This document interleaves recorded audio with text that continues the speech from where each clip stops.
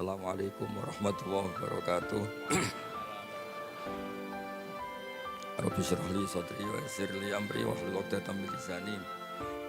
Allahumma shalli wa sallim ala nabiyir rahmah Sayyidina Muhammadin wa ala alihi washabihi wa wala ma ba'du. Jadi kelihatan perjuangan kalau saya ini agak sakit. Mungkin bawaan sudah masuk kategori kiai sepuh. Jadi kalau tambah batuk, tambah karismatik. Jadi definisi kiai sepuh itu kalau sudah batuk. Yang terhormat rektor, semua yang saya hormati, yang sudah disebut rektor tadi ini iktifaan. Ini ngaji mau jadi ahli tafsir apa sekedar ingin masuk surga ini? Enggak, pilihannya dua, jadi ahli tafsir apa ingin masuk surga ini? Nah itu lebih gampang gitu. Begini, masuk surga itu menurut keyakinan semua ulama, bukan satu kelompok tertentu. Ya dinikmati saja, saya nggak tersiksa meskipun agak sakit, saya nikmati. Ada seorang yang dulu tuh orang itu umurnya panjang-panjang, ada yang sampai 500 tahun, bahkan Nabi Nuh itu jadi Nabi itu 950 tahun. Jadi lebih lama ketimbang Pak Fathul Wahid jadi rektor. Jadi Nabi Nuh itu jadi Nabi itu 950 tahun. Ada orang itu nggak pernah maksiat sama sekali. Dia selalu taat, dia selalu ibadah, nggak pernah maksiat. Ketika akan masuk surga ditanya sama Allah, kamu tahu kenapa masuk surga? Ya tahu ya Allah, karena saya tidak pernah maksiat, selalu taat. Maksudnya agak kayak yang di sini, ya kadang baik, kadang enggak. Nah, itu bagus, itu normal itu. Yang enggak normal itu yang enggak tobat itu. Akhirnya ditanya sama Allah, ya iya Gusti, saya enggak pernah maksiat, saya selalu taat. Kamu umurnya berapa? 500 tahun. Ya sudah, di surga 500 tahun. Terus dia komplain, info yang saya terima surga itu selamanya, kenapa hanya 500 tahun? Ya kan Anda amal hanya 500 tahun, maka ya balasannya hanya 500 tahun. Yang abadi itu rahmatku, yang abadi itu anugerahku. Amal Anda terbatas, maka surga Anda juga terbatas. Monggo. Monggo Pak Heri, monggo. Ya saya ulang lagi ya. Artinya andaikan surga itu karena amal kita, yang amal kita terbatas, maka surga kita akan apa? Terbatas. Yang tidak terbatas adalah anugerah Allah Subhanahu wa taala. Sehingga saya tadi bilang kalau Anda ngaji di sini hanya ingin masuk surga itu gampang sekali. Karena ini terkait anugerah Allah yang tidak terbatas. Tapi kalau Anda ingin ngaji sebagai ahli tafsir lah, itu yang kualifikasinya agak berat. Mungkin saya sakit juga karena biasanya saya ini ayem tenang karena didampingi Pak Kures, ini didampingi Pak Fathul Wahid. Jadi kayak kaget itu. Mungkin frekuensinya jauh lah. Jauh itu kan, saya ini orang akhirat, dia kayaknya keberatan ngelepas jabatan rektor. Saya tadi cerita ke beliau, saya itu punya teman kiai itu wajahnya banyak yang gak ganteng. Tak tanya, kenapa engkau gak ganteng? Padahal kiai sudah 50 tahun. Saya ini jadi kiai, Gus, mulai kiai sampai sekarang itu orang salam tempel ke saya itu maksimal 50.000. Itu saja punya rezeki kalau ada orang mati katanya. Jadi kalau Pak Fathul Wahid mau daftar kiai, siap-siap rezekinya hanya 50.000, 20.000. Makanya agak siap beliau. Terus saya teruskan masalah tobat tadi. Salah dan baik atau baik dan salah itu ada konsep dalam Al-Quran. Ini contoh ini agak ekstrim tapi mohon didengar. Orang yang kadung salah atau terlanjur salah itu Quran masih ngasih solusi wa yadra'una bil hasanati sayyi'ah. Setelah salah itu langsung menyusuli atau menutup dengan hasanah, dengan kebaikan. Kalau bahasa Nabi wa'at bi'is sayyi'atal hasanata tamhuha. Kalau habis salah langsung baik, pasti kebaikan itu bisa menutup kesalahan Anda. Bahkan bisa menghapus, bukan sekedar menutup, tampu. Saya sering berpikir dan diroyah itu kajian, kayak contoh tadi namanya kajian. Anda misalnya ya ini naudzubillah min dzalik. Anda ngalami uang Anda dicopet misalnya 10 juta atau bahkan 50 juta. Anda mangkel sekali sama copet itu.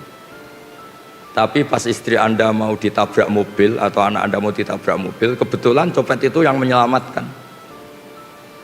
Dan dia atas nama kemanusiaan saja menyelamatkan.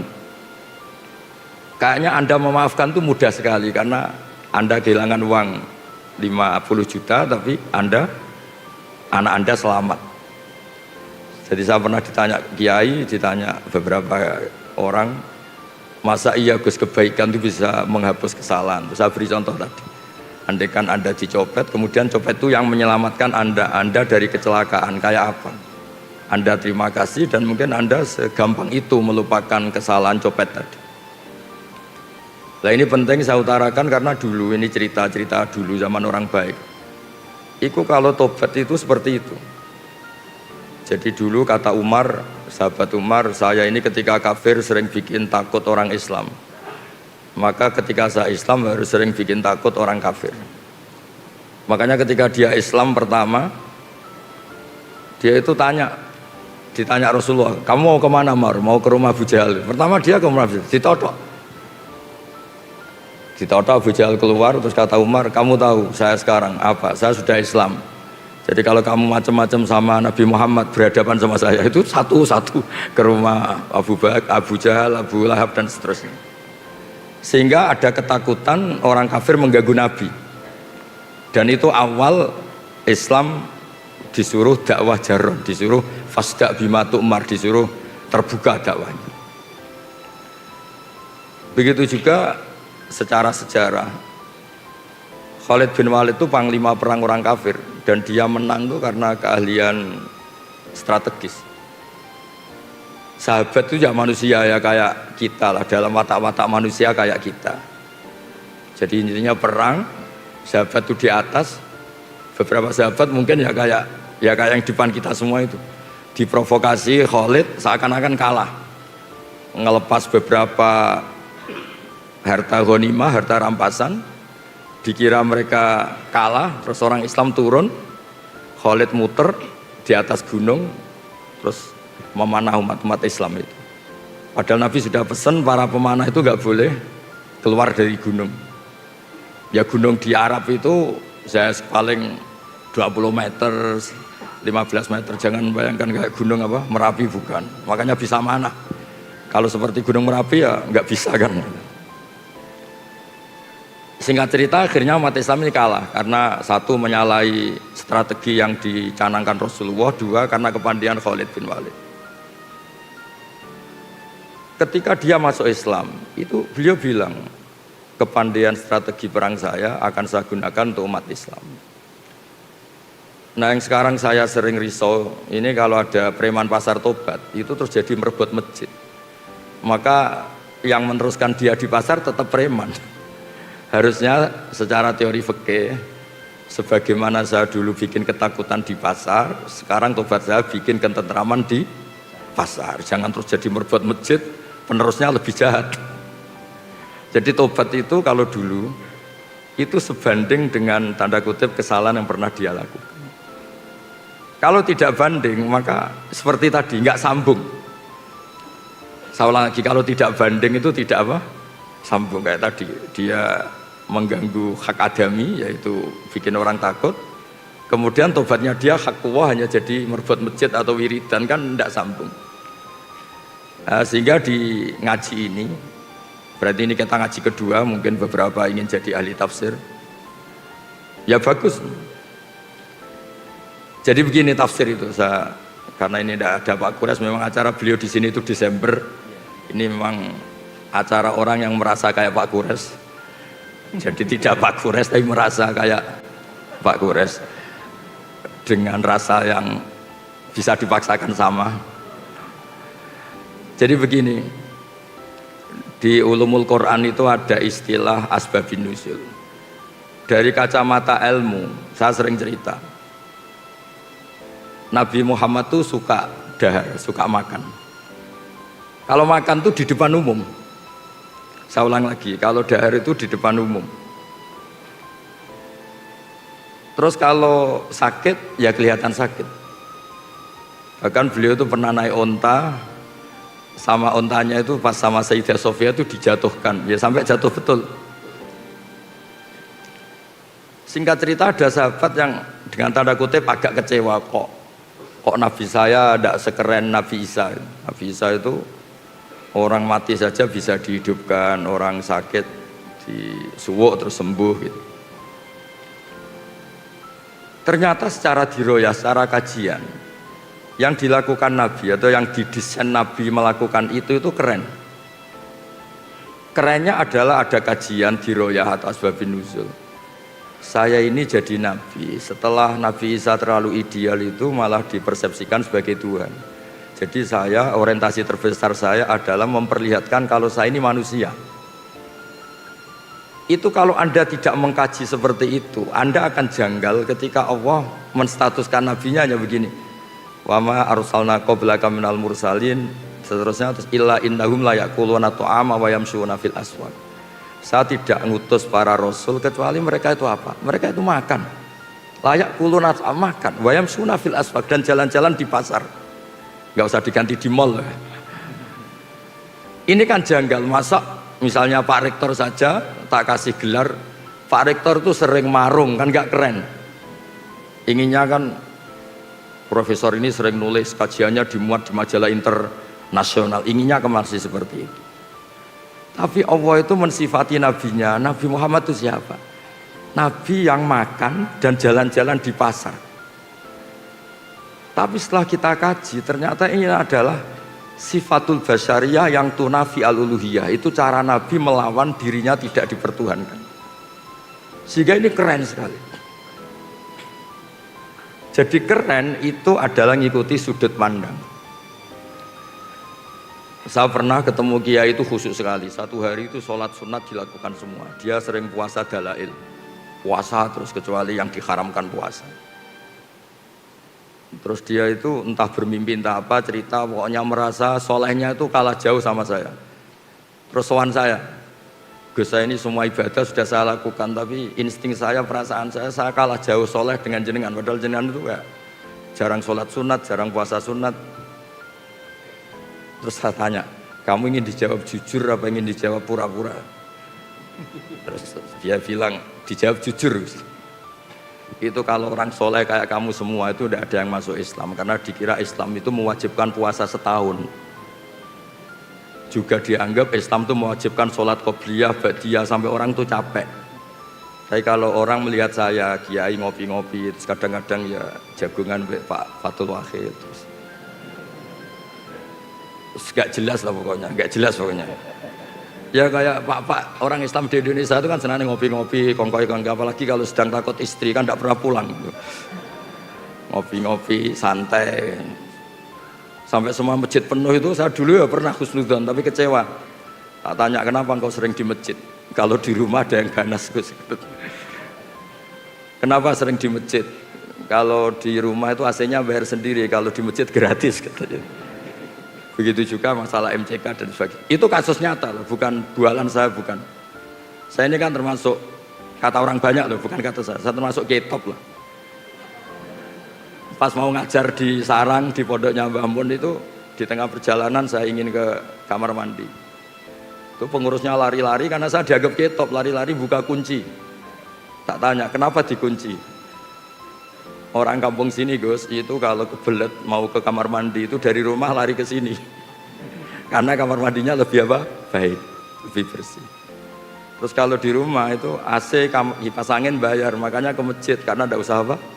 Bayar. Oh, tak kira yang sering ke masjid itu iktikaf pondok, Gus, sudah ada hubungannya itu.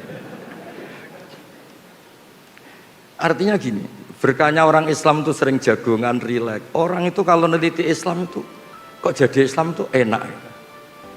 Ngopi-ngopi, jabat, rektor, ya dapat fasilitas, kok enak gitu jadi umat Islam. Coba kalau kita ngajarkan yang ikhlas, jadi rektor udah usah gaji, mobilnya angkot. Jadi pengurus badan wakaf kayak Pak Widodo, Pak Arsoyo, udah usah gaji, cukup naik motor butut. Tidak ada yang mau masuk Islam. Intinya kalau Islam terwakili kesolehan Anda yang berlebihan itu tidak ada yang mau Islam. Jadi soleh kayak Anda itu bahaya menurut agama. Terus dia itu tertawa-tawa. Kayaknya jenengan bener Gus. Ya enggak. Tapi soleh Anda teruskan saja karena biasa khusyuk. Kalau kamu kayak saya enggak bisa. Desainnya sudah beda katanya. Tapi tetap yakin bahwa kamu sama saya itu keren saya katanya. Itu teruskan katanya. Itu yang sering selalu beda antara ahli fikih sama ahli thariqah. Karena ahli thariqah itu dengan tanda kutip memuja kesolehan. Ahli fikih enggak, tapi mohon jangan ditiru ini, terutama yang kadung khusyuk jangan. Haram pokoknya yang kadung khusyuk haram. Ahli fikih itu perhitungannya itu unik. Ini agak sensitif, tapi ini hadis sahih. Saya sering cerita ke Barsoyo. Ini tak jamin hadis sahih. Nabi dulu tuh ya tarawih ya jamaah, tapi jangan ditiru kan. Hari keempat itu Nabi tidak ke masjid. Orang nunggu semua, Nabi gak keluar. Terus kata Nabi, Umar itu, Sayyidina Umar itu, kalau kita bilang sahabat Umar itu, sampai cara Jawa itu bengok-bengok. Nama Sibyan wan Nisa, ini orang sudah tidur, Nabi gak keluar. Ada yang pura-pura notok apa, pokoknya memancing supaya Nabi itu keluar. Ternyata Nabi gak keluar di malam keempat. Nabi gak mau keluar. Terus paginya Nabi bilang habis sholat subuh, Nabi itu memang punya adat kalau habis subuh kadang ngentikan.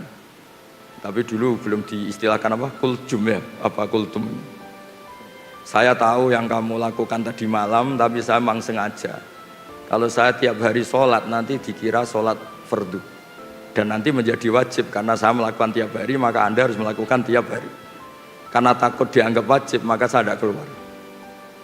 Ya sudah, terus gitu era Umar, sahabat Umar jadi khalifah, beliau ingin ada sholat taraweh.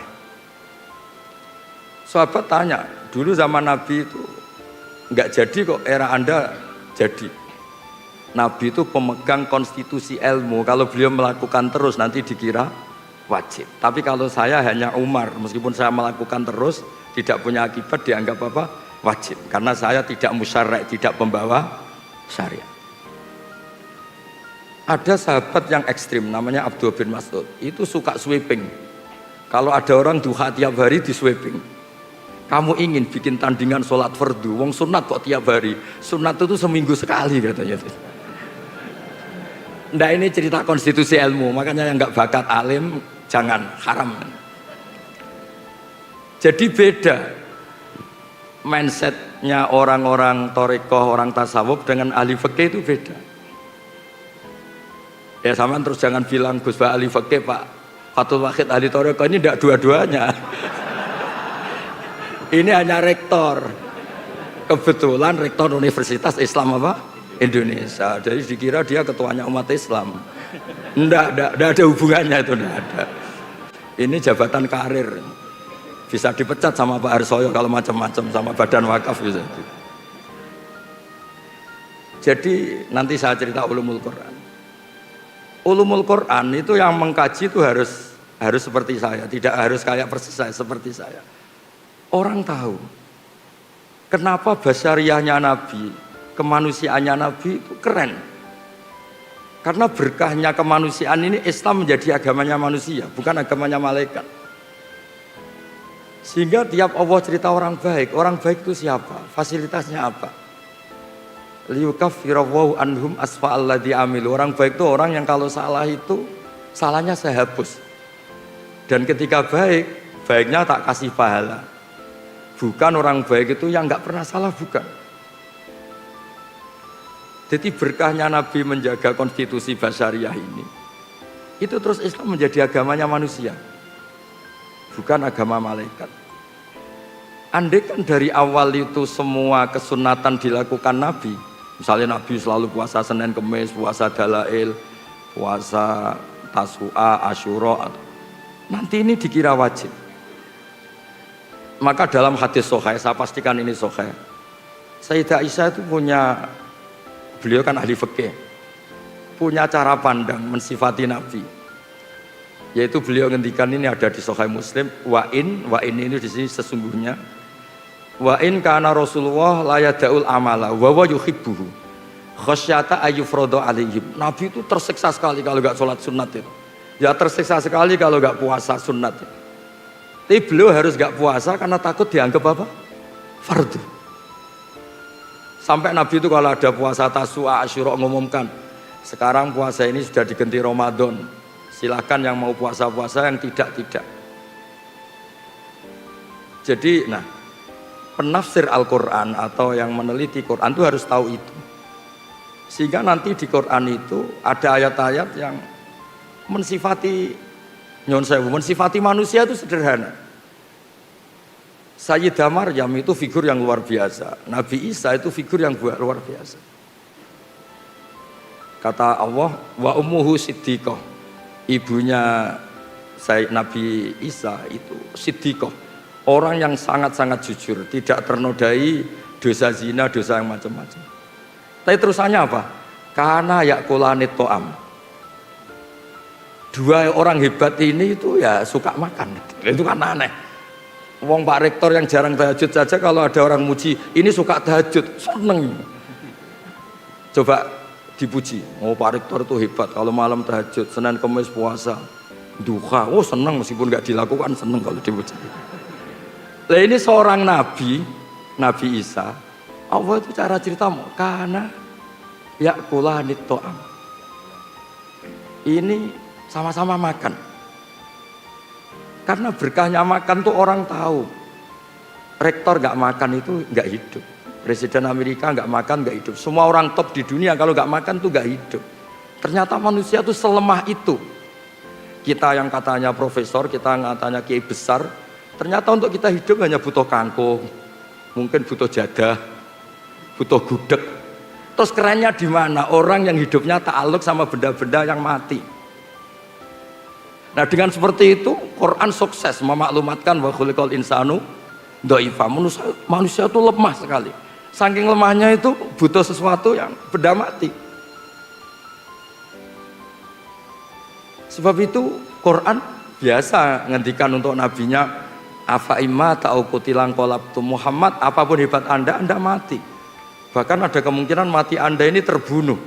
Terbunuh itu kan kesannya nggak keren, nggak jaduk, nggak sakti. Tapi itu diperlihatkan Allah supaya jelas dimerkasi Allah yang baki, yang abadi.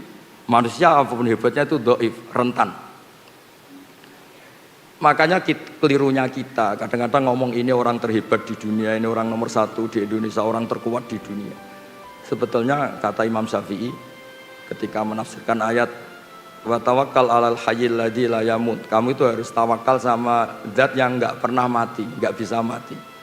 Kata beliau, faman tawakkala 'ala sultanin au amirin au kadza wa kadza fa inna ma tawakkala 'ala sultanin yamut. Kalau Anda menggantungkan hidup pada raja, presiden, rektor sama kiai besar sama siapapun, sebetulnya Anda menggantungkan hidup sama orang sing yamut yang akan mati. Nah, di sini pentingnya peneliti tafsir ini mungkin untuk anak-anak di BPAI. Itu harus tahu sehingga nanti kalau ada sifat para nabi yang sederhana, itu hakikatnya luar biasa. Coba kalau Nabi Muhammad, Nabi Isa sering munajat di kamar, nggak kelihatan orang. Mungkin orang malah ngayalnya, wah mungkin sedang ke Mekah terbang. Kalau Pak Fatul Wahid itikaf di rumah, oh kelihatannya di rumah tapi rohnya di Mekah gitu. Kalau istrinya sedang curiga, kelihatannya itikaf, pikirannya di jadah itu gitu. Ya terserah, sedang baik apa enggak. Apapun itu ibadah itu punya sisi melahirkan banyak mitos. Sehingga kata ulama-ulama ibadah itu ada mahdoh kayak sholat. Kenapa sholat itu disunatkan jamaah? Ada yang bilang fardu. Karena biar konstitusi sholat ini tetap terbaca sebagai ibadah. Tapi kalau sholat itu sering tidak kelihatan, itu bahaya karena nanti melahirkan banyak mitos. Sehingga seorang nabi itu harus selalu menunjukkan al-a'rad al-basyariyah, sisi manusia. Karena dengan cara itu nabi tidak dipertuhankan. Yaitu sirinya, rahasianya kenapa Allah mensifati nabi wa ma arsalna qablaka minal mursalin illa innahum la yaquluna ta'ama wa yamshuna fil aswaq. Ketika mensifati Isa dan Maryam, Allah ngendikan kana yaqulanit ta'am.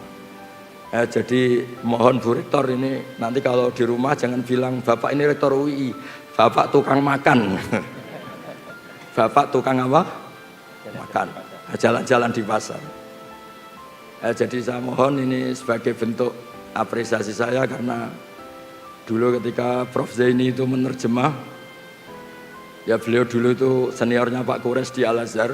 Terus ketemu saya bilang saya ini mulai kecil nekuni fikih, ngaji sama Mbah Maimun sama bapak saya, sehingga saya lebih ke konstitusi fikih.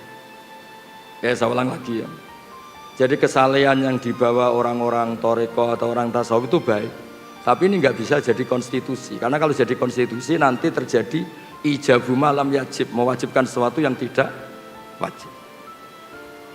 Jadi memang menganalisis Quran itu harus orang fikih, karena kalau udah orang fikih itu dengan tanda kutip kurang-kurang gimana, jangan bahasakan kurang liar ya, kurang-kurang gimana. Orang fikih itu lebih realistis, fikih yang betulan alim loh ya, jangan yang kaleng-kaleng ya, yang memang bener-bener alim. Jadi misalnya gini, saya baca misalnya Alam nasrah laka sodrok, itu kalau orang fikih langsung ngerti betapa sudut pandang itu menjadikan gampang legowo. Tadi dikatakan Pak Rektor, kalau ada perbedaan itu kembalikan ke ilmu. Sudut pandang itu penting. Saya sering cerita, mungkin saya pernah dicerita di pengajian ini. Ada kiai itu mungkin karena kelamaan ingin poligami gak kesampaian. Sebenarnya tidak hanya kiai, semuanya harus di sini. Itu kalau malam itu masakan sendiri. Pokoknya sibuk. Kadang bikin sambal terong, kadang bikin nasi goreng, pokoknya sibuk. Ada santrinya yang orang toreko janggal, ini kiai gak pernah tahajud makan, terus pokoknya kalau malam tuh mesti masak. Ternyata kiai ini tetap wali, tetap dekat Allah. Terus dia cerita, Jong dalam kitab yang saya baca, di usul fikih itu ada kaidah, ini di Lubul Usul karangannya Syekh Zakaria Al-Ansori. Saya baca, saya hafal. Ithma min mubakhin ila wa yatahaqqaqu bihi tarku haramimma. Fayal zamu minas sukun tarkul qatli wal zamu minas sukut tarkul qadzaf. Karena tidak ada sesuatu yang mubah yang dibolehkan Allah, kecuali sebetulnya saat Anda lakukan itu terjadi tarkul haram, meninggalkan haram. Artinya gini Bu Rektor, kalau Pak Wahid di rumah tidur, jangan katakan tidur alhamdulillah suami saya tidak dugem, alhamdulillah suami saya tidak nyari-nyari perempuan lain, bahkan saya pun nggak dicari karena tidur. Sehingga dengan status seperti ini tuh keren, karena ini namanya tarkul haram, meninggalkan haram.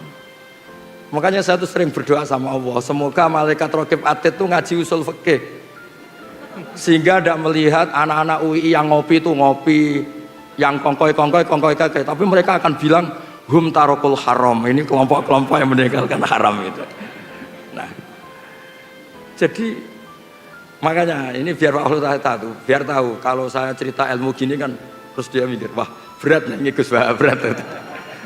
Tapi nggak apa-apa, saya disaingi juga ikhlas.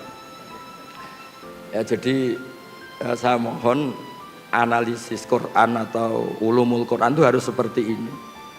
Sebab itu Nabi-Nabi top di Quran itu yang diceritakan itu sering basariyah kayak tadi. Isa dan Maryam diceritakan kana yaqulanit doa. Nabi Musa lebih parah lagi. Nabi Musa itu lebih basariyah lagi. Kecilnya dirawat Fir'aun, terus hobinya itu gelut, tarung gitu. Terus delalah itu lari, buron itu, kematian. Ketemu Nabi itu ya nggak ngaji dulu dia, sementing dikawinkan dulu sama putrinya itu. Itu basariyah semua. Sehingga berkahnya Islam dibawa secara kemanusiaan. Ciri khas Islam itu adalah faroh. Faroh itu bahagia, happy. Qul bi fadlillah bi rahmati fa bidzalika falyafrah. Ya saya mohon dari berkahnya ngaji ini Anda akan tahu. Saya punya kitab namanya Al-Minanul Kubro. Itu di situ cerita ada wali yang sering makan sama wali sering ibadah. Ternyata yang sering makan ini walinya lebih tinggi ketimbang yang sering ibadah. Ditanya, kenapa engkau lebih tinggi? Karena saya kalau makan itu langsung syukur. Jadi alat duniawi tak jadikan syukur sama Allah karena saya bisa makan. Sementara yang sholat ini gak jadi wali-wali karena ketika sholat dipakai sarana ya Allah kasih hidup yang mapan, kasih istri yang cantik qanaah. Ternyata sholatnya dia dipakai sarana duniawi. Jadi sholatnya dipakai sarana apa? Duniawi. Gayanya sholat tapi otaknya itu dunia. Sholat hajat lah gampangane. Angel temen nerangno. Lah yang ini tuh Islami. Karena setiap makan tuh dia nangis, ya Allah, saya ini yang kiai besar selemah ini. Katanya saya orang hebat, saya presiden, saya kiai besar, saya rektor. Kalau nggak makan jadah ya kok lemes. Jadi itu unik karena itu dimaklumatkan wa khuliqal insanu dhaifa. Sehingga seorang nabi yang kekasihnya dibahasakan Allah afa immata au qutila, afa immata au qutila. Muhammad itu mati atau terbunuh. Nah, ini yang terakhir sebelum diskusi. Quran juga cerita jejak sejarah. Ini urusan makan lagi. Syarat jadi nabi diantaranya itu selain soleh, selain baik ini nabi loh, ada kiai nabi. Syaratnya turunannya nabi. Kalau kiai kan alhamdulillah ada Gus asli, Gus naturalisasi masih bisa dinego. Tapi kalau nabi itu memang harus turunan nabi, bawahnya harus ada yang nabi. Orang Yahudi itu Yahuda bin Yakub bin Ishak bin Ibrahim. Ini ngaji paling keren karena saya sudah agak batuk, jadi sudah kayak kiai sepuh itu sudah keren. Yang enggak keren tuh yang ngundang, kiainya sakit kok diundang itu. Itu tanggal 10 kemarin ini Pak Harsoyo, Pak Widodo, Pak Rektor itu main ke rumah saya. Tak pikir ikhlas. Nah, ternyata enggak ini. Ya semoga diampuni Allah Subhanahu wa taala.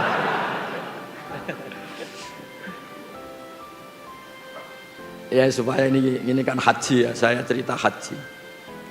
Orang Yahudi itu enggak percaya, orang Arab itu kan utak-utuk kayak gitu modelnya. Masa iya jadi nabi? Karena bangsa yang nggak suka baca, orang Arab tuh nggak suka baca. Kok tahu ada nabi itu dari mana asal usulnya? Itu Allah kalau cerita itu unik. Dan ini semuanya basyariah. Nabi hebat sehebat itu ternyata dari cerita basyariah. Nabi Ibrahim itu suami yang takut istri. Ketika dia menikahi Hajar itu diusir sama Sarah. Sarah ini istri pertama yang cantik. Hajar diusir. Di mana-mana kalau diusir ya lari. Singkat cerita karena beliau Nabi sama Allah itu dilarikan ke Mekah. Bukan dari Jepara ke Jogja, bukan ke Mekah.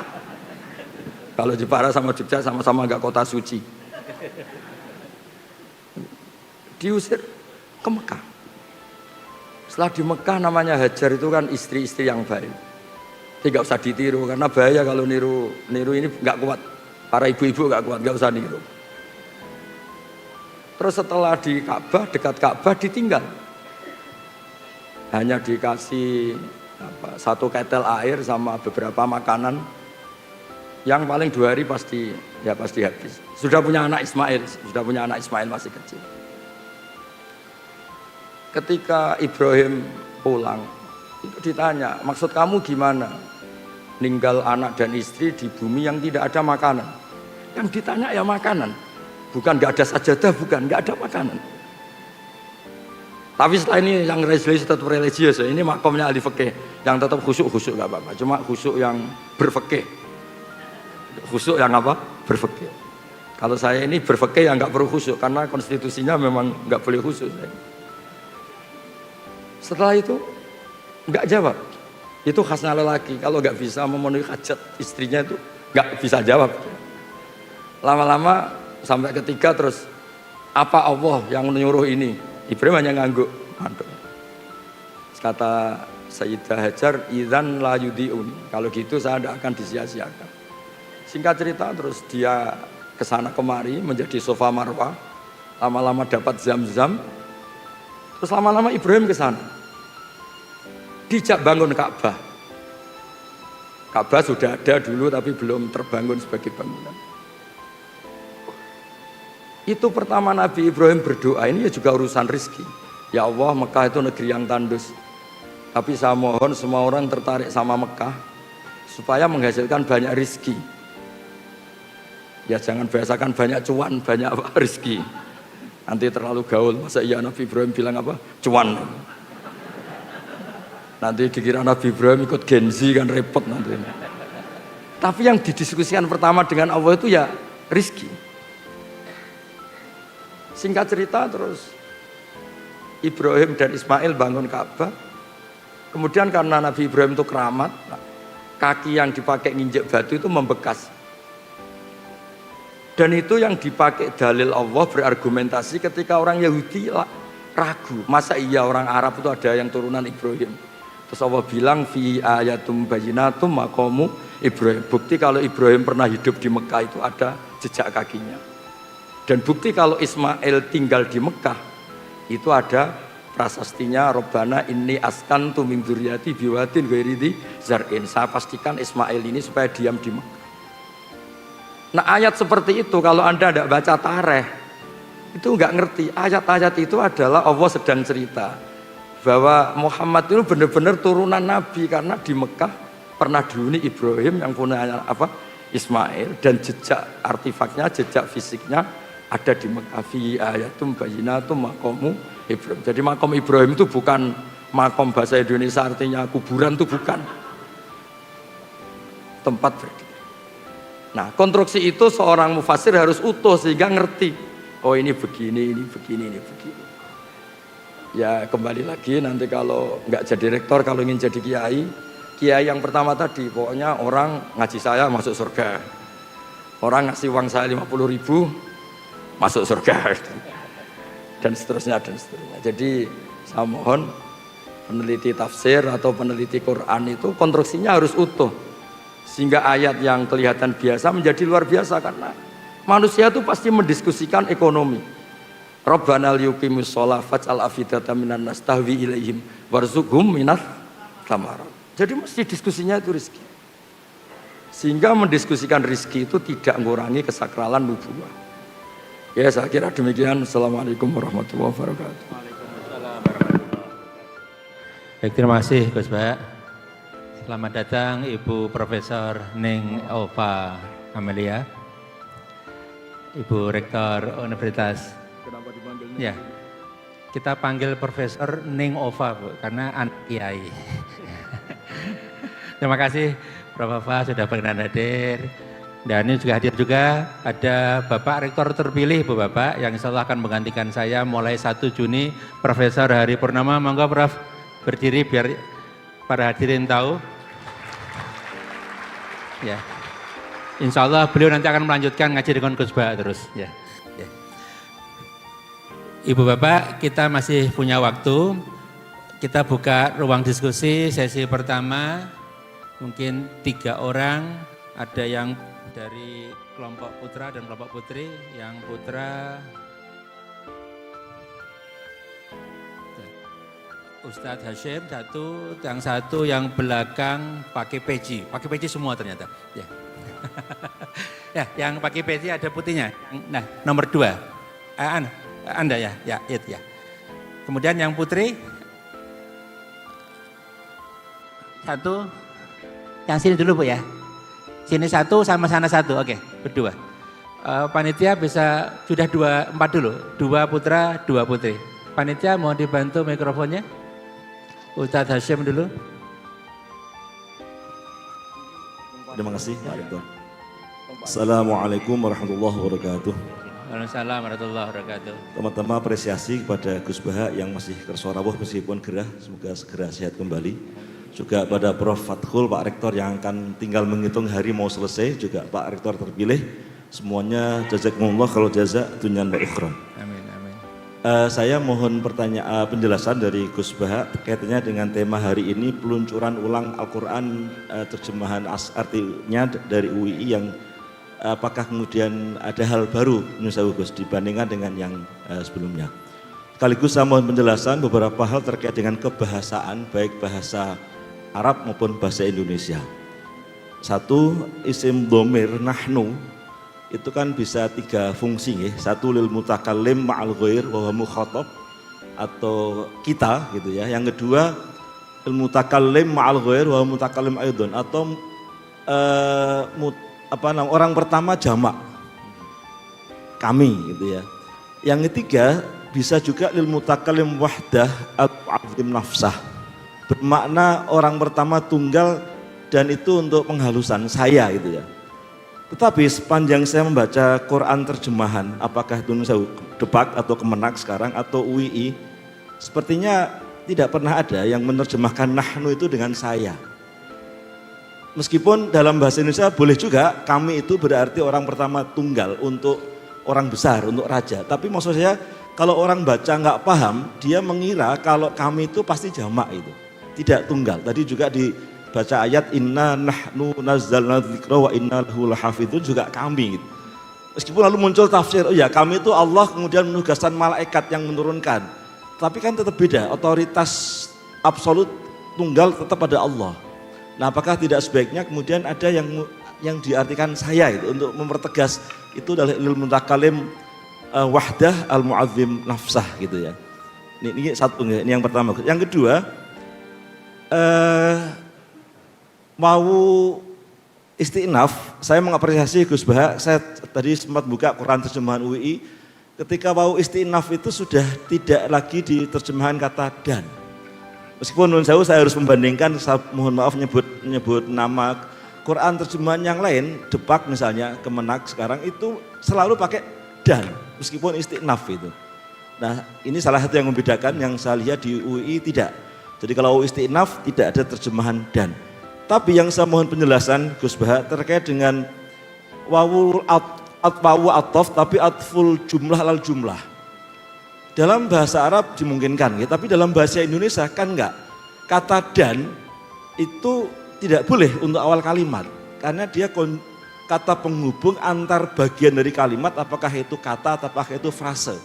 Jadi mestinya kalau kita pakai uslub bahasa Indonesia, karena tidak ada atful jumlah lal jumlah, maka tidak boleh awal kalimat itu dan.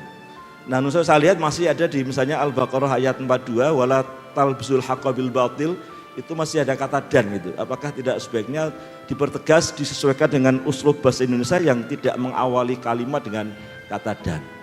Satu lagi Gus, terakhir untuk dhamir munfasil antum atau kum. Ya, satu lagi ya. Terakhir Nusawu. Tadinya mau banyak tapi karena nggak enak. Mau soal nanyakan tobatnya koruptor tadinya, karena tadi soal tobat, gimana tobatnya koruptor, tapi soal fokus saja. Terakhir, kata antum atau kum nomor mutasil itu pengetahuan saya kalau dalam bahasa Indonesia kan untuk orang kedua jamak. Tapi kenapa dalam terjemahan itu dipakai kata kamu itu? Apakah tidak sebaiknya untuk mempertegas itu kalian? Termasuk menurut saya Gus, di UI masih kamu, lakum dinukum waliyadin, bagimu agamu, karena bukan bagi kalian, agama kalian. Untuk mempertegas bahwa ini jamak gitu. Demikian, terima kasih, kurang lebih mohon maaf. Assalamualaikum warahmatullahi wabarakatuh. Assalamualaikum warahmatullahi wabarakatuh. Sudah 4 pertanyaan tadi. Ya, terima kasih Pak Hasim. Kita catat, kemudian yang belakang ya. Ya. Sebutkan nama ya dan asal mungkin ya. Nanti akan dikontrol oleh admin. Ya.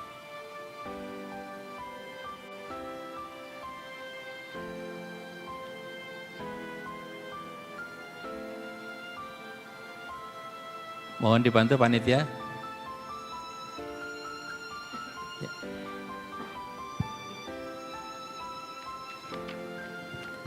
Assalamualaikum warahmatullahi wabarakatuh.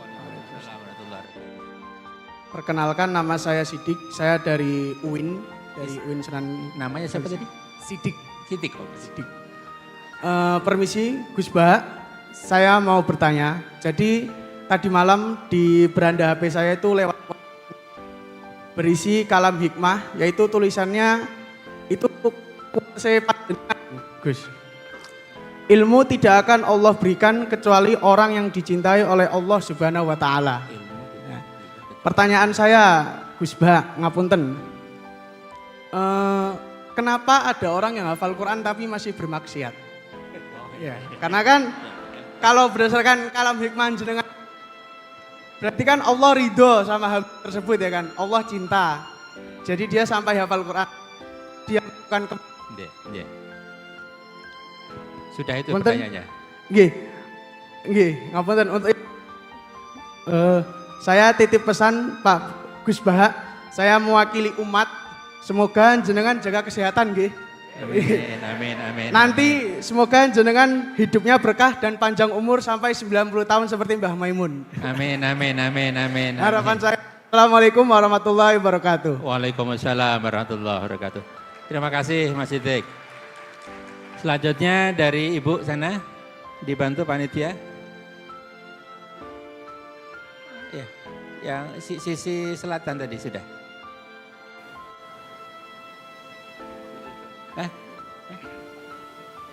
Tadi yang saya tunjukkan. Yang pojok tadi sana pakai jilbab abu-abu sama yang jilbab putih tadi ya.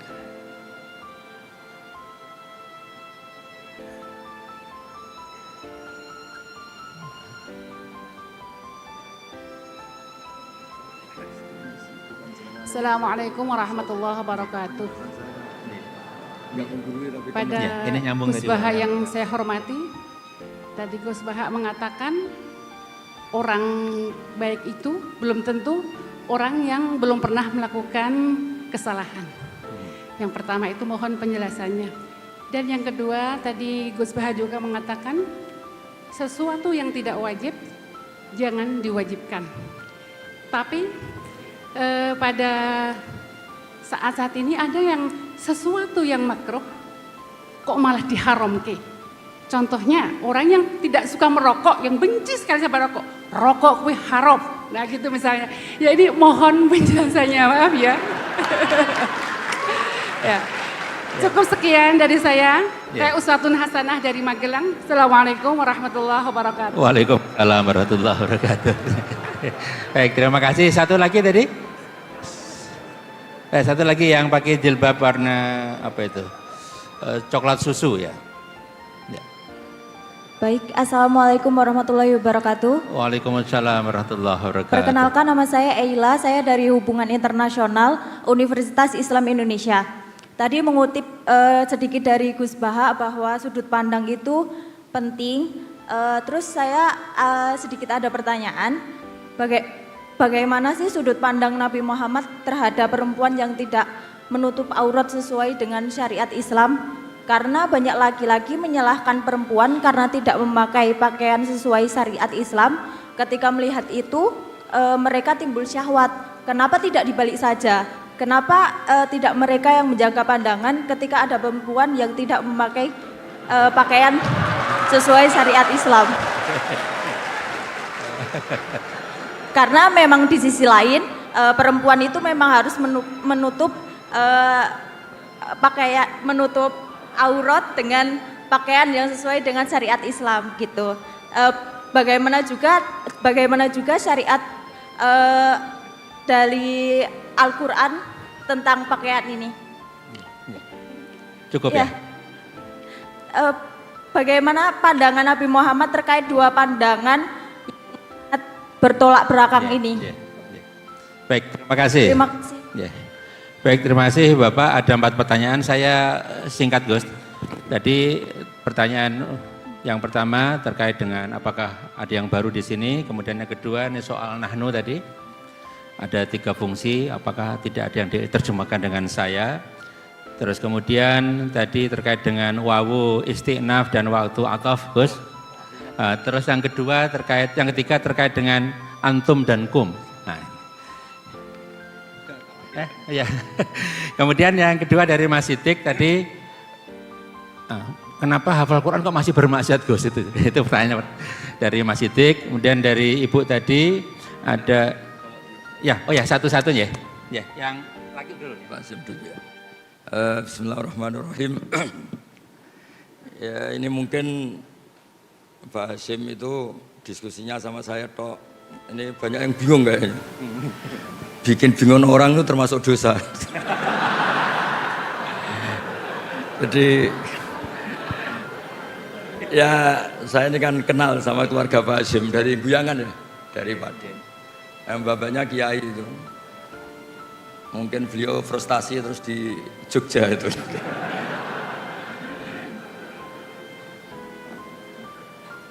Jadi dulu itu di antara kenapa Abu Hanifah itu jadi wali besar, itu ada hadis la turawi'ul mu'min, jangan bikin orang mukmin itu kaget. Itu kalau Abu Hanifah ketemu orang yang hutang beliau, itu yang sembunyi Abu Hanifah. Saya ulang lagi, ada orang ngutang sama beliau, Abu Hanifah itu kaya. Itu kalau ketemu yang sembunyi itu Abu Hanifah, ditanya, kenapa engkau yang sembunyi? Di mana-mana orang ngutang, kalau ketemu yang ngutang itu kaget. Jadi kalau saya ketemu maka saya dosa karena bikin orang apa? Kaget.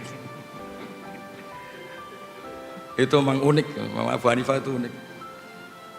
Jadi harusnya rektor atau dekan atau siapapun yang jadi pembina, kalau ketemu mahasiswa salah, itu yang sembunyi dosennya. Kedua cerita Robiah Adawiyah. Robiah Adawiyah itu rumahnya tuh ada maling. Robiah Adawiyah itu sembunyi sampai maling jatuh keluar gak bawa apa-apa. Ditanya, kenapa yang sembunyi engkau? Saya ini malu sama malingnya karena tidak ada apa-apa yang bisa dicuri. Jadi saya hari ini syukur betul, saya pas agak sakit, agak batuk ngaji. Saya tadi bilang ke istri saya, mungkin ini fase saya jadi kiai sepuh. Jadi kalau ngajar sudah sambil batuk-batuk itu sudah. Begini, saya kebetulan ngikuti Prof Zaini itu mulai 2004 sampai beliau wafat 2000 berapa 19 ya? 2019. Ini ada Bu Ova putrinya. Beliau menerjemah itu berdasar keahlian beliau sekolah di Al-Azhar itu sastra Arab. Saya pernah menanyakan yang ditanyakan Pak Hashim, kenapa kami kok enggak diterjemah saya atau saya kok kami? Beliau itu hanya jawab gini, kok kalau kalian dari antum kok kasar? Hanya alasannya kasar. Saat itu saya juga tanya Pak Kures karena beliau ikut di Kemenak, juga per menteri yang ini Pak Nazar itu saya juga dapat SK termasuk diberi hak untuk ikut merubah kalau ada yang gimana di Kemenak. Itu sama-sama Pak Zaini sama Pak Kures itu sama-sama bilang gini, termasuk judul ini dari Prof Zaini, termasuk dari Pak Kures, semua dianjurkan pakai judul ini, Al-Quran Karim dan terjemahan artinya. Jadi bukan dan terjemahannya, tapi dan terjemahan artinya. Jadi karena bahasa Indonesia itu tidak akan mewakili bahasa Arab atau bahasa aslinya. Nah, terkait nahnu tidak diterjemah saya padahal wakilnya itu Allah atau al-mu'adzim nafsa, itu banyak ulama yang bilang gini, ketika Allah cerita nahnu itu memang melibatkan banyak orang, banyak pihak. Misalnya nahnu khalaqnakum, itu memang karuan Allah sentral, tapi kan untuk menjadi manusia itu ada hubungan suami istri, ada macam-macam. Begitu juga inna nahnu nazzalna dzikra, melibatkan Jibril, dan Quran ini dijaga juga melibatkan banyak yang hafal Quran ini itu. Maka pakainya nahnu. Tapi kalau Allah itu sendiri dan memang hanya sendiri, itu Allah tidak pakai iyana, tapi iyaya itu fa'iyaya fa'budun, fa'iyaya farhabun. Itu, tapi saya ulang lagi itu hanya analisis. Tapi itu diyakini banyak ulama Al-Azhar. Terus kedua, tentang isti'naf. Memulai kata itu ada dua, ada yang memang benar-benar permulaan, ada yang hakikatnya itu tidak permulaan. Itu yang menjadikan Pak Zaini atau Pak Kures atau Kemenak sekarang itu ya kadang-kadang beda, tapi tetap ada kata dan. Misalnya begini, innal abrara lafi naim wa innal fujara lafi jahim. Itu memang wawunya sudah bisa ndak ataf, bisa ataf. Nah, melihat adat Allah itu menyebut dua hal, habis cerita surga, neraka, cerita orang baik, orang jelek, maka tradisi menyebut dua hal ini terus menjadikan wawu di mana ini tetap dan. Begitu juga wala talbisul haqqa tadi. Sebelum itu memang sudah ada nasihat-nasihat yang banyak. Kemudian terkait apakah ada penambahan di sini? Kalau nambah enggak. Tapi saya dulu pernah pamit sama Prof Zaini untuk fikihnya itu memang banyak catatan kaki, dan itu era beliau. Era beliau cuma beliau kan sastra, yang disuruh nekuni itu saya. Karena ya ini semoga enggak terjadi.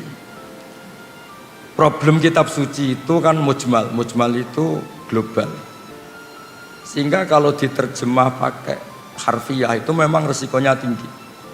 Misalnya gini, Nabi Lot tuh kecewa betul sama kaumnya yang homoseks. Tapi ketika kecewa malah dengan tanda kutip bikin kata-kata yang riskan. Yaitu beliau ngendikan, haula ibanati hunna darulakum. Kamu jangan mendatangkan kepuasan Anda lewat lelaki. Saya ini punya putri banyak yang lebih suci bagi kamu. Tentu menjadi halal tuh nunggu dinikah. Tapi beliau hanya ngendikan hunna adharulakum.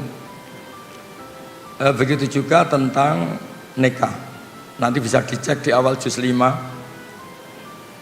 Ada ayat yang bunyinya hanya gini. Famastamta'tum bihi minhunna fa'atuhunna ujurahun. Perempuan itu setelah kamu nikmati, maka yang penting itu kamu kasih ujurahunna. Ujur itu jamannya ujroh. Nanti kan kayak transaksi orang nakal yang sudah dipakai tuh bayar. Nah, makanya tadi promosi saya pertama saya bilang mufassir itu latar belakangnya harus ahli fikih supaya tahu kalau ujur di situ artinya mahar. Jadi terjemahnya adalah perempuan yang sudah Anda nikahi, saya ulang lagi, perempuan yang sudah Anda nikahi dan sudah Anda nikmati, yaitu sudah hubungan suami istri, maka mahar itu baru menjadi wajib. Karena mahar itu wajib itu dua. Satu wajib binafsil akdi, itu nisul mahri. Dua wajib karena jima, karena hubungan suami istri. Jadi mahar menjadi wajib 100% itu nunggu famastamta'tum bihi, sudah dinikmati. Nah, hal seperti ini kalau diterjemah letterlek itu bisa kayak nyuwun sewu nikah mut'ah, nikah yang pakai waktu, yang hanya nikmati terus bayar. Nah, di sini dibutuhkan kepedulian para pakar tafsir, terutama yang nulis.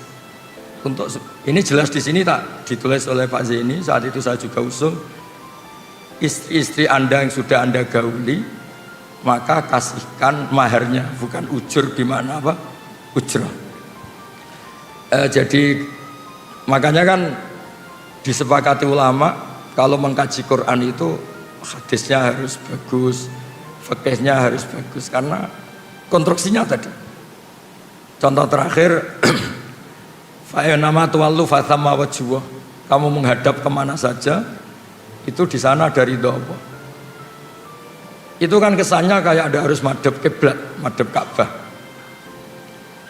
Padahal itu enggak, itu bahasa emosi, bahasa emosi. Allah itu tersinggung ketika orang Yahudi itu ngatur-ngatur agama. Maunya apa sih Muhammad itu kemarin sudah baik-baik madhab Baitul Maqdis. Kenapa sekarang dipindah ke Ka'bah? Terus Allah marah bilang, arah itu milik saya, terserah saya mau ke timur, ke barat, terserah saya. Jadi terserah saya itu dalam konteks saya ini punya otoritas penuh untuk menentukan kiblat. Bukan berarti Allah membolehkan kita sholat semaunya. Itu kan ibarat ada orang nyalahkan saya misalnya, Gus, anak Anda kok kamu kasih uang 1 juta, 2 juta, bukankah ini boros? Terus saya bilang, ini uang saya, terserah mau dipakai apa mau dibakar apa mau diapain, tidak apa-apa, itu uang saya. Kata dibakar itu mau mengungkapkan kemarahan, tapi bukan berarti bakar uang itu halal. Sama fa'inama tuwallu fathamma wajhuh itu Allah sedang marah terhadap gugatannya orang Yahudi. Nah, bukti kalau Allah marah, mereka diredaksikan saya kulus sufaha, apa? Saya kulus sufaha. Nah, ya kira-kira gitu dan seterusnya, Pak Syekh. Jadi kok hafal Al-Quran masih bermaksiat? Ini sidik, ini kriminal itu tanyanya.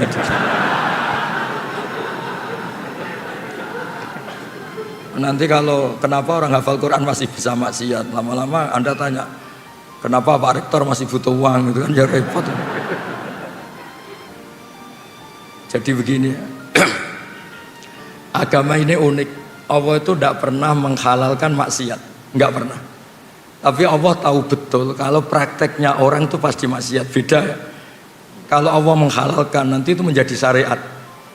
Tapi kalau Allah tidak realistis, namanya orang itu pasti maksiat. Makanya redaksinya Allah itu pakai fasilitas. Orang baik itu siapa? Orang yang fasilitasnya adalah kebaikannya diberi ganjaran, salahnya dimaafkan. Ya kayak kira-kira definisi cinta. Cinta itu apa? Pas kamu baik diapresiasi, pas kamu salah dimaafkan. Tapi jangan pernah istri Anda bilang, wah Pak kamu salah gak apa-apa. Wah, itu bisa bahaya itu. Jadi semua maksiat di Quran itu diceritakan pakai kalam khobar. Kalam khobar itu apa, misalnya cerita orang baik itu siapa? Orang yang menjauhi dosa besar. Misalnya gini, Anda mencintai perempuan, potensinya itu kan hanya nikmati melihat sama sampai hubungan suami istri. Nah yang sampai hubungan suami istri namanya zina, itu dosa besar. Jadi kalau Anda tidak bisa tidur ingat terus, itu namanya pengangguran. Nah, apa itu bilang? Alladzina stanifuna kabairal itsmi wal fawahisha illa lamam. Ya gak apa-apa lah, ingat-ingat sedikit, sementing gak sampai zina. Anda benci orang itu kan kelasnya bisa ngata-ngatain, ngerasani, menghujat, membunuh. Lah Allah itu kadang-kadang maklumi. Wong jenenge lagi gedeng, namanya baru benci ya, gak apa-apa lah ngerasani, sementing jangan bunuh. Nah, sehingga ya kayak gitu, misalnya ada orang kecelakaan, nabrak sampai mati, mesti kita bilang, "Mbok jangan nabrak sampai mati, nyerempet kan bisa." Gitu. Tapi bukan berarti nyerempet itu dihalalkan, bukan. Tapi kalau bandingannya nabrak mati itu, mbok nyerempet tok wae lah ben rapati mati gitu. Ben gak mati sakit gitu. Jadi agama ini dari awal memang tadi saya bilang, ini agamanya manusia. Makanya ketika Allah cerita orang baik itu apa? Alladzina yastanifuna kabairal itsmi wal fawahish illa lamam. Orang yang menjauhi dosa besar tapi prakteknya tetap melakukan kesalahan-kesalahan apa? Kecil. Dan itu nggak bisa dihindari. Tapi saya ulang lagi, agama nggak boleh bilang kalau itu halal, karena nanti bahaya menghalalkan yang haram. Tapi jangan dinafikan, karena kalau dinafikan itu menjadi tidak realistis. Sama lagi, kalau dinafikan itu menjadi enggak. Makanya tadi Mas Siddiq itu kriminal betul itu tanyanya itu. Lama-lama tanya, kenapa banyak kiai yang masih dosa, kenapa banyak hafid yang wayang. Ya repot kalau gitu. Wong dosa itu bisa dimulai dari tidak maksiat. Dosa itu ada yang tarkul wajib.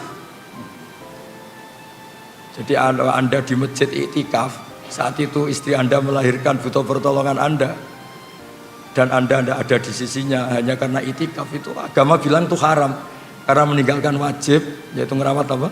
Istri demi iktikaf yang apa? Sunnah. Jadi bisa saja yang di sini itu sekarang haram, ya bisa saja. Ternyata di sana banyak kewajiban, ditinggal apa? Di sini. Tapi bisa saja taat, karena pas di sini berarti tidak maksiat. Nah, saya kira demikian. Ini yang dari ibu-ibu, Bu. Yang pertama ini Gus, komentar lagi terhadap sesuatu yang tidak wajib jangan diwajibkan. Termasuk tadi jangan mengharamkan yang rokok contohnya tuh. Kemudian terakhirnya sudut pandang Rasulullah terhadap yang tidak menutup aurat. Enggak gitu. Kenapa nyalain perempuan? Di dua perspektif tadi Gus, dua sudut pandang. Rasulullah kira-kira yang mana Gus kira-kira? Begini. Jadi saya pernah cerita, mungkin di sini mungkin pernah cerita. Saya itu punya tamu, kebetulan teman-temannya bapak, 2 orang sudah sepuh. Pas rame-ramenya MUI dulu fatwa rokok itu apa haram itu. 2 kiai ini sepuh dan saya cium tangan karena sepuh. Gus, saya ini mau tanya, kalau Anda jawab haram tak lawan, kalau jawab halal saya setuju. Karena temannya bapak, dia cerita, saya ini kiai kampung Gus, hiburan saya itu kalau habis isya agak pulang, rokok-rokokan di masjid sama kelompok kiai-kiai yang nganggur itu, ya sambil rokokan. Karena kalau pulangnya terlalu awal tuh ngadepi istri yang belum jinak katanya, karena kalau sudah jam 11, 12 kan sudah islami katanya. Ini kisah nyata ini. Terus kenapa jenengan ingin rokok itu halal? Itu yang saya kaget tuh jawaban ini. Loh, saya ini kan kiai Gus, hiburan saya kan nggak mungkin seperti anak-anak lihat dangdutan, saweran. Saya ini kan kiai, kan nggak pantas. Hiburannya saya hanya rokokan, kok masih diharamkan MUI, maunya apa? Jadi dia itu, saya ini kiai, kalau nggak kiai kan enak, bisa lihat dangdutan, saweran, lihat biskop. Saya ini kan kiai, kan nggak pantas. Jadi burannya rokokan sambil nyesalin nasib. Masa iya haram gitu. Gempon bah, untuk jenengan halal. Woyo.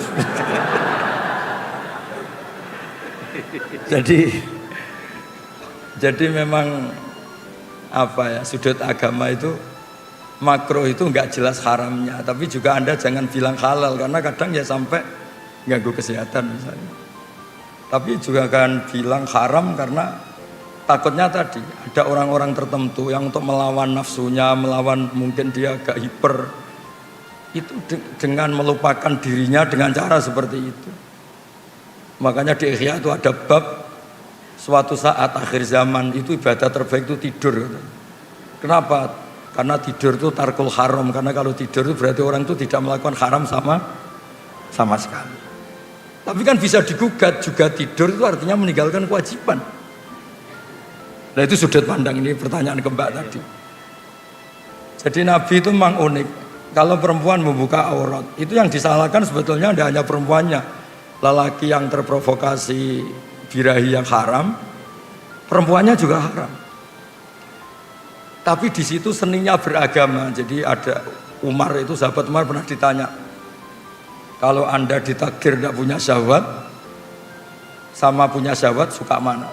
Ya suka punya syahwat tapi tidak maksiat. Kenapa? Kalau saya tidak punya syahwat, misalnya Allah tidak akan bilang gini, ini loh Umar, nggak pernah zina sama batu, sama pohon, sama jembatan gitu. Artinya apa itu? Nggak prestasi. Tidak zina sama sesuatu yang nggak disyahwati itu tidak prestasi. Ya normal namanya tidak zina sama pohon, sama jembatan, sama gunung. Yang hebat kan kita tidak zina sama orang yang mungkin kita seneng. Jadi berkahnya sahabat itu, Pak ini berkah yang ngempet itu jadi wali lah kira-kira gitu. Jadi memang seninya Allah itu liyabluwakum ya di situ ini. Jadi diuji itu karena kita punya sahabat, punya apa, tapi nggak melakukan. Ya gini, Anda tidak suka uang, nggak prestasi, tidak korupsi. Itu yang prestasi suka tapi tetap tidak korupsi. Anda wataknya itu nggak lelaki banget, mungkin agak lelaki. Ketika tersinggung sama orang nggak tersinggung. Itu dulu kata Imam Syafi'i itu khimar. Orang nggak bisa tersinggung itu khimar, maksudnya nggak punya kepekaan. Tapi kita harus tersinggung karena kita dihujat harus tersinggung. Tapi karena kita Islami tidak kita wujudkan dalam perilaku misalnya mukul atau nabok atau membunuh. Jadi ketika Allah ngendikan zina linnas syahwat minan nisa itu, Allah ingin mengapresiasi betapa hebatnya manusia soleh. Mereka punya syahwat, punya keinginan, tapi semua itu ditinggalkan karena saya. Makanya terakhir ijazah saya ini ada 7 orang yang spesial yang nanti dinaungi Allah yaumala dzilla illa dzilluh. Yang pertama itu Imam Adil, semacam-macam. Yang ketujuh ini nggak boleh diuji cobakan ini. Yang ketujuh ini haram diuji cobakan. Lelaki yang diajak perempuan cantik terus dia menolak hanya karena bilang ini akhafullah, saya takut Allah. Nggak usah diuji karena ini rawan nggak lulus. Tapi itu didiskusikan sama Nabi itu betapa hebatnya orang apa? Soleh. Biar yang diuji itu hanya Nabi Yusuf. Kalau Anda kayaknya nggak lulus. Zulaikha itu cantik, setengah baya menarik. Ngajak Nabi Yusuf pas tuannya di kantor. Karena tuannya ini pegawai negeri. Nah, tapi yang diajak itu Zulaikha, bukan dosen UI. Jadi artinya gini, berkahnya kita punya syahwat, suka uang, suka ya, harta tahta wanita. Berkahnya itu malah kita menjadi orang hebat. Kok bisa Pak Rektor gak korupsi padahal punya kesempatan? Kok bisa tidak mencabang kemana-mana karena diawasi kalau itu? Tidak karena soleh kalau itu enggak. Saya yakin enggak karena soleh itu. Enggak. Untuk husnudzon soleh itu butuh dalil. Karena takut Allah. Takut istri atau takut Allah? Dua-duanya guys. Kalau takut Allah dan istri malah syirik. No. Jadi Allah itu unik, ngelola manusia itu unik. Makanya ketika Nabi itu tersinggung, ya marah. Kata sahabat, ihmar rawajuh. Marah, kelihatan marah. Nabi pernah ditanya, Muhammad kalau engkau Rasul itu boyo yang keren nih. Bisa menghidupkan orang mati kayak Isa, punya tongkat sakti kayak Musa. Nabi itu ihmar rawajuh, mau tersinggung, mau marah. Terus akhirnya Nabi Muhammad tuh ingat, lakot udhiya Musa bi aktsara min dzalik fasobar. Musa itu pernah tersakiti oleh seperti ini dan Musa itu sabar. Padahal Musa itu kelasmen nabinya di bawah saya. Musa saya bisa sabar, apalagi saya. Jadi Nabi Musa juga pernah digugat. Musa, kamu itu bilang utusannya Allah. Coba Allah itu pertontonan ke kita, arina wajarotan. Kemudian nanti Allah tak tanya, apa betul Anda ngutus Musa? Jadi Nabi dulu itu ya repot. Tapi ya tadi memang itu ujian. Ya jadi di antara kebaikan agama ini kita dikasih syahwat, dikasih suka uang, suka tahta. Tapi kita bisa lulus. Tapi gak usah dicoba, gak usah dicoba. Karena kalau dicoba itu riskan. Jadi yang nomor 7 tadi itu warojulun da'adu imro'atun da'atu mansibin wa jamalin fakola ini akhofwa. Lelaki yang diajak perempuan cantik, diajak perempuan cantik, Nabi bilang itu cantik. Kalau gak cantik kan akeh tunggale lah gitu kan. Tapi tetap bilang fakola ini akhofwa. Ya saya kira demikian cukup ini. Masih dua pertanyaan lagi. Baik, terima kasih Gus. Sebelum membuka sesi, saya ingin menyapa ada dua tamu kita, Profesor Dr. Lamati Nulu Ahmad dari UMI Makassar. Terima kasih Prof. Kemudian Profesor Dr. Tamrin dari Universitas Mula Warman Banjarmasin. Terima kasih Prof sudah bergabung bersama kami. Ibu Bapak, waktunya tidak banyak, kita buat dua penanya saja nih. Tampaknya sana satu, sana satu. Kemudian dari perempuan ini Pasilo satu. Yang sana satu ya, Anda ya, yang pakai jilbab warna apa itu, warna pink ya? Kok dari sini bukan pink ya? Ya, putih ya, oke. Dari mikrofon dari sana, yang sana dulu ya. Singkat padat ya. Assalamualaikum warahmatullahi wabarakatuh. Pertanyaan saya singkat saja. Yang pertama, Al-Quranul Qadim itu Al-Quranul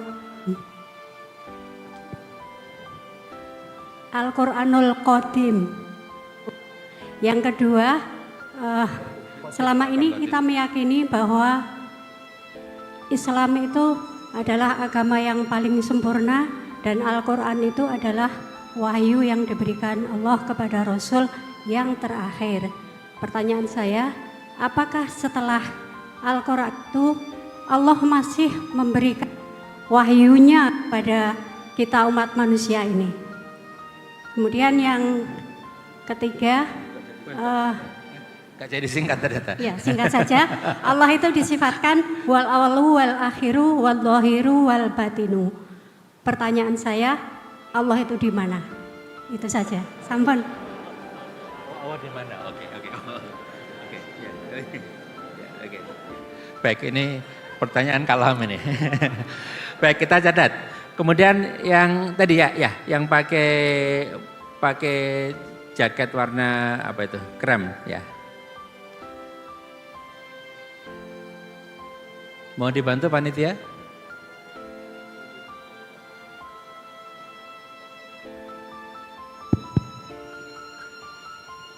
Baik, terima kasih atas kesempatannya. Perkenalkan, saya Lutfi dari Solo, Jawa Tengah. Izin bertanya, Gus Baha. di Indonesia ini kalau kami lihat indeks korupsinya cukup tinggi begitu. Ya. Tapi kalau kita lihat jumlah pesantren di Indonesia juga banyak ya. Kalau kita bilang beberapa negara yang tidak ada, yang korupsinya rendah seperti New Zealand atau Selandia Baru, Australia dan sebagainya, pesantrennya bahkan mungkin tidak ada. Pertanyaannya adalah, menurut panjenengan Gus Baha, bagaimana kita menyikapi dan bagaimana strategi kita sebagai umat Islam atau bahkan para kiai ulama untuk bisa meminimalisir atau bahkan mengurangi secara signifikan praktik korupsi yang ada begitu. Izin kalau saya bisa mengutip perkataan Bu Sri Mulyani, mantan Menteri Keuangan dulu, beliau pernah mengatakan, banyak orang mudah tergoda uang, meski sholat rajin, naik haji sudah, umroh sering, puasa Senin Kamis, tapi waktu lihat uang lupa semuanya, begitu.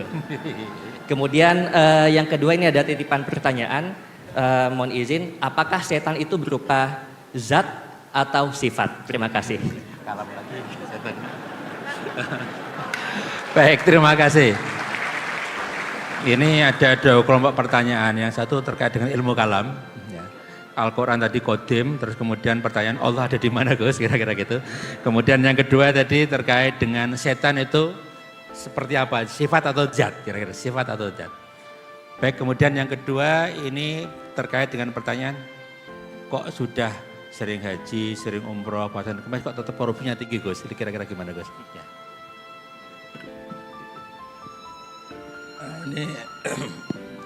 Ini yang ngawur ini pertanyaannya ini. Begini, tak pikir Pak Lutfi gubernur.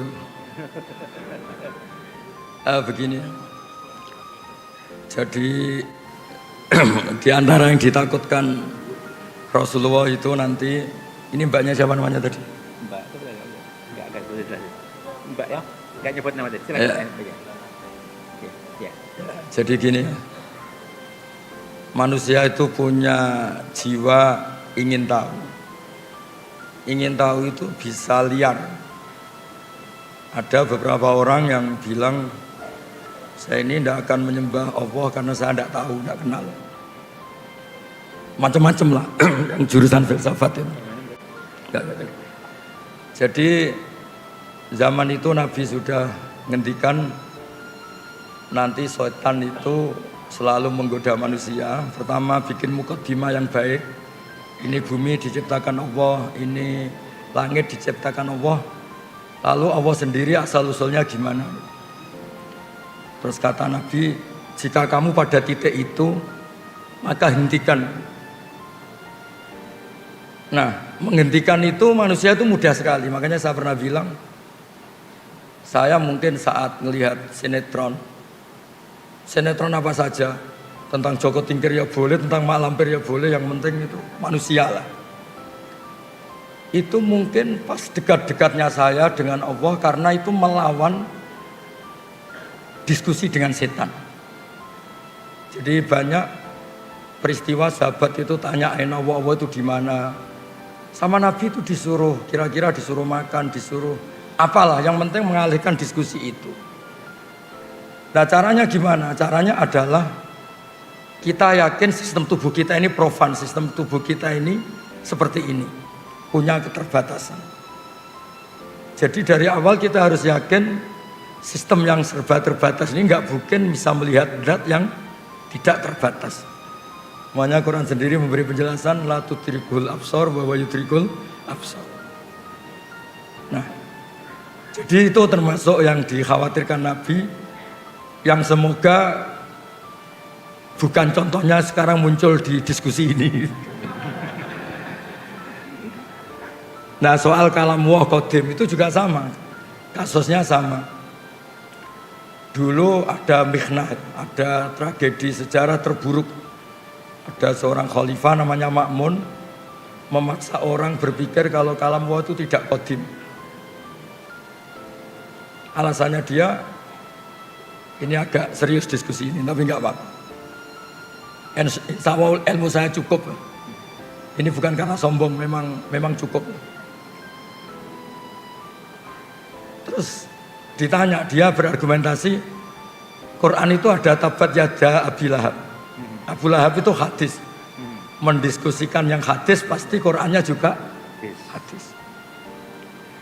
Karena dia seorang khalifah, seorang raja memaksakan yang tidak punya pendapat yang sama di penjara. Termasuk Imam Syafi'i, Imam Ahmad. Tapi sebelum di penjara Imam Syafi'i lari ke Mesir, Imam Ahmad ketangkep terus di penjara. Ahmad bin Hanbal. Ketika di penjara, Imam Ahmad minta diskusi terbuka disaksikan banyak orang dengan tokoh Mu'tazilah. Diturutin, ada tokoh Mu'tazilah terbaik, terus diskusi disaksikan banyak orang. Nah ini yang mungkin kita salah.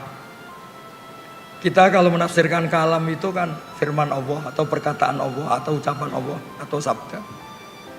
Setelah ketemu banyak orang, Imam Ahmad tanya, ketika dulu itu Allah sudah tahu enggak kalau akan menciptakan makhluk yang bernama Abu Lahab? Wah ya sudah tahu, Allah itu merencanakan semuanya enggak dengan pengetahuan yang qadim. Termasuk Allah tahu sebelum menciptakan suatu saat Baha ini disuruh Pak Fathul Wahid ngisi pengajian meskipun Pak sakit. Saya enggak tahu secara fikih itu haram apa halal, enggak tahu. Kayaknya haram. Nah, si Abu Duat ini yang wakil Mu'tazilah, oh iya Allah tahu. Besok matahari terbit enggak? Iya terbit. Dari timur, iya dari timur. Anda tahu? Ya tahu. Terus Anda ngomong sekarang ya, satatlu syamsu ghadan, besok matahari akan terbit. Terus kalam Anda dengan peristiwanya dulu mana? Ya dulu kalamnya ketimbang peristiwanya. Nah, artinya apa? Gak ada korelasi antara Allah cerita Abu Lahab kemudian Quran itu hadis. Karena sebelum kejadian yang terjadi, Allah itu sudah melihat bi ilmin qadim dengan ilmunya yang dulu. Ya kayak Pak Fathul Wahid kan sekarang tahu kalau jadi rektornya tinggal berapa hari? Ya, seminggu lagi. Padahal belum terjadi. Berarti apa? Peristiwa sama pengetahuan dulu mana? Sama pengetahuan. Nah, wa kalamuhu ilmuhu. Kalamnya Allah adalah ilmunya Allah. Nah dulu Khalifah Ma'mun itu hanya terprovokasi. Quran itu diskusi tentang Abu Lahab, tentang perang Uhud, tentang si A si B itu hadis. Berarti yang mendiskusikan juga hadis. Nah Khalifah ini kan nggak pernah baca banyak ilmu kalam. Makanya kata Imam Ahmad, yang membentuk pikiran kamu seperti ini siapa? Suruh ketemu saya, besok diskusi terbuka. Setelah diskusi itu ya keok, si wakil dari Mu'tazilah itu keok. Karena ditanya, ketika Allah dalam azali itu sudah merencanakan apa dadakan? Ya sudah merencanakan. Allah tahu kalau mau ada makhluk namanya Abu Lahab, ya tahu. Fakalamuhu ilmuhu, ya kalamnya Allah itu ilmunya Allah. Maka kalamnya bersifat qadim. Nah, soal pertanyaan tadi Mas Lutfi, Allah itu di mana? Kalau Anda ingin nyari ya tak tunjukkan alamatnya. Kalau Anda tanya untuk mempersulit narasumber namanya muta'anid, itu bisa dipenjara. Nah begini ya, Nabi itu unik. Ada pertanyaan yang dijawab karena itu dianggap baik secara rasa. Baik secara rasa. Sehingga ada seorang perempuan tanya, ya Rasulullah, aina Allah? Allah itu di mana? Nabi tanya, dijawab fis sama. Begitu juga kebalikannya, kalau ada orang tanya, dijawab fis sama. Allah itu di langit di atas, di langit itu di atas. Ketika Nabi Mi'raj menemui Allah itu digambarkan di atas, fis sama. Itu benar secara psikologis karena kita tidak mungkin mensifati Allah itu di bawah. Nah, tapi di atas itu menurut ukuran apa? Ukuran fisik apa non fisik? Di atas menurut fisik adalah ini bawah sana atas. tapi secara psikis, secara rohani di atas itu nggak terjangkau, nggak tersentuh. Artinya nggak tersentuh ya sudah, dengan sistem tubuh kita seperti ini, Allah itu terlalu atas untuk kita analisis, terlalu atas untuk kita sentuh, terlalu atas untuk kita amati atau kita perhatikan. Nah, makanya tentang Allah cukup kita mengatakan subhanah.